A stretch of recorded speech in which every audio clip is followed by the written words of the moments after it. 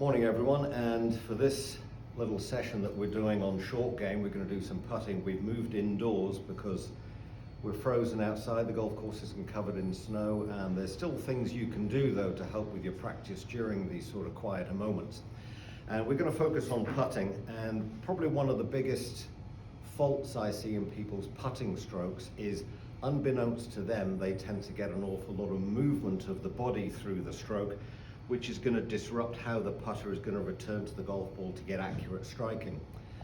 Ball striking is just as important with a putter as it is with any other shot, so being able to center the ball into the middle of the putter when you're hitting it plays a real vital role.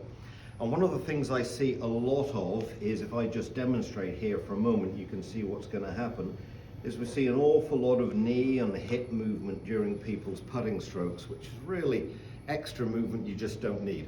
So I've got a little drill for you which you can practice at home. You haven't got to be out on the golf course. All you need is either what is a proper alignment stick or a spare golf shaft, a piece of bamboo cane from the garden, anything like that. And what we're simply going to do with this is tuck it through the front belt loops of your trousers or skirt, whatever you happen to be wearing in the privacy of your own home. I'm not here to judge you, so you wear whatever you want. And you slot that through those two front belt loops. Now that is going to, when I make the stroke, immediately indicate to me, and I can see very clearly, if there's any excess movement going on in the stroke.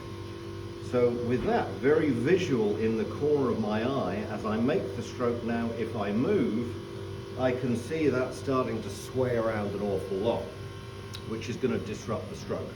So what we want to try and do during the practice, you've got that alignment stick in place. We're going to try and keep the body as still as you possibly can, so the movement is just coming from the upper part of the body. The chest and the shoulders make that slight rocking movement, keeping knees and hips as stationary as possible, back and through, and we get no movement going on here at all. As there is movement, you'll see it happen very, very clearly, and you've got to reduce that to zero.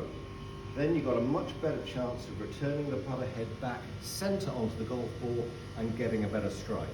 Once you get a better strike, you've got consistent roll, you're going to hold more putts. So a little bit of practice in that during the winter weeks, and you can see an improvement when you hit the golf course again.